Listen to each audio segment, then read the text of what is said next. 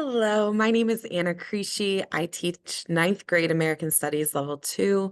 I am so excited to be teaching American Studies again. This is all of my contact information. Of course, the best way to get in contact with me, if you ever need it, is through my email, but my phone number is right there as well. The school's phone number is there as well. So, on the last page of the syllabus, typically if we were in person, I would be showing you this, but you all received on the last page of the syllabus a contract. Uh, I will have this posted on Google Classroom for you if you did not see the syllabus, but the syllabus for the class is the best way to learn a little bit more about the class. I hope to do my best to show you exactly what this class is about here, but I always encourage you to go look at that syllabus to get a good idea of what's happening within American Studies. Just a little bit about me. I am actually a graduate of the School District of Mechanicsburg School District. In 2009, I graduated, and then I graduated in 2013 from Kutztown University with my teaching degree, and I am currently working towards a master's for analytics. This is my 12th year teaching, and I left Mechanicsburg. I left Pennsylvania for about 7 years, and I taught in St. Mary's County, which is the southern tip of Maryland on the Western Shore. For about 7 years, I taught sixth, seventh, and eighth grades, social studies, and then I also taught English when I was down there, which was quite a difference for me since my specialty is in social studies. This is my 5th year teaching in the school district. My first year at the high school and second year, my first year was teaching at the high school. Then my second year, I went back to the middle school.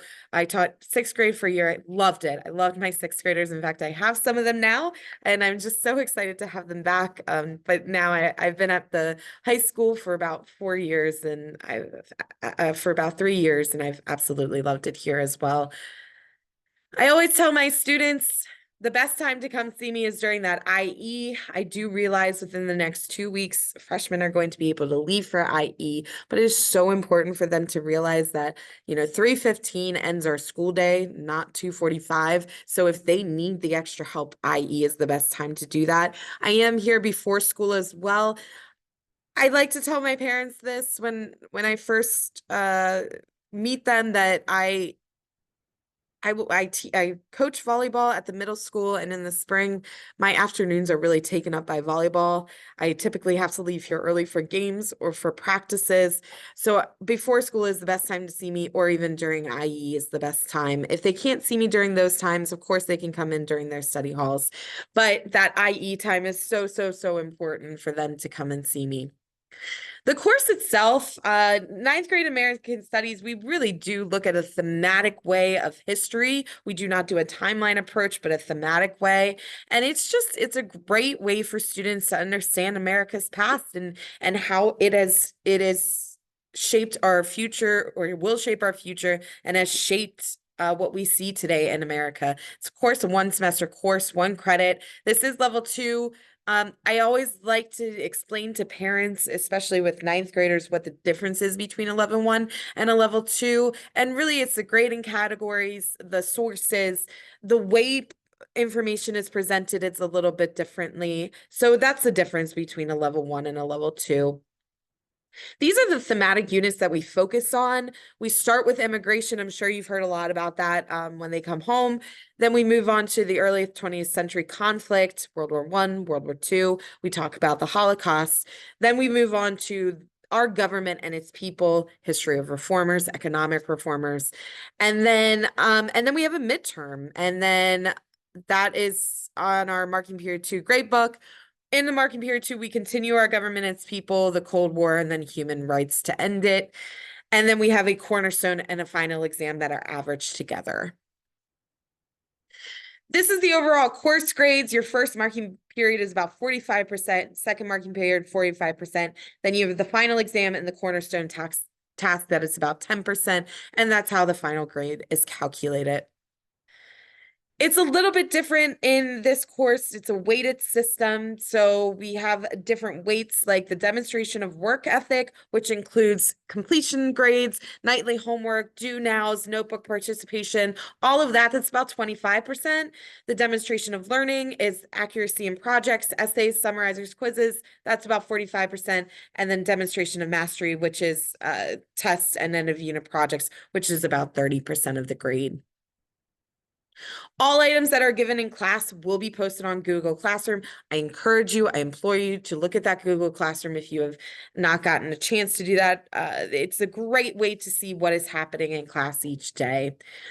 We do give out weekly schedules. This weekly schedule is given to them. It's shown to them every single week. We go over it together in class. We talk about what they will understand and what we're trying to get to by the end of the week. In the red, as you can see there, those are all the quizzes and major assessments that are coming up. And then, of course, there's like a looking ahead section, and it talks about what they should expect for the next couple weeks ahead. How can students be successful in class? Ask questions and participate. That's the best way to do it. Being prepared for class, understanding what's coming up is so important. And of course, I put that in red, the utilization of study halls and IE periods. One other thing I'll mention here is respect for themselves, teachers, classmates. One of the big things for respects is not having their phone out during class. I think that's the most important thing this year that I'm pushing for my students. Phones are not allowed in class. They should never have them in class. So that's big. These are my classroom expectations.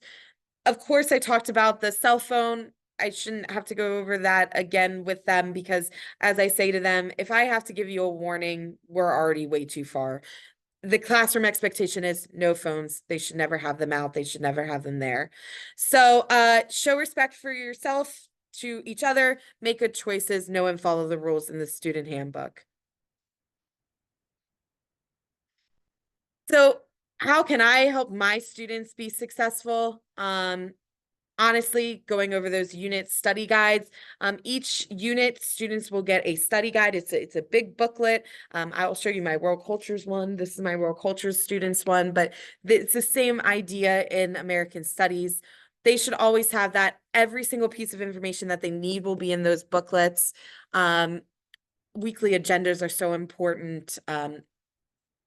Reviewing for tests, all of that. So everything that you would do in a normal class, that's what's important for this class. I really look forward to getting to know my students a little bit better this year. I'm very, very, very lucky that I have my some of my sixth graders again. I'm very excited for that. But I look forward to having communication with you as well. And I look forward to a great semester. Thank you so much.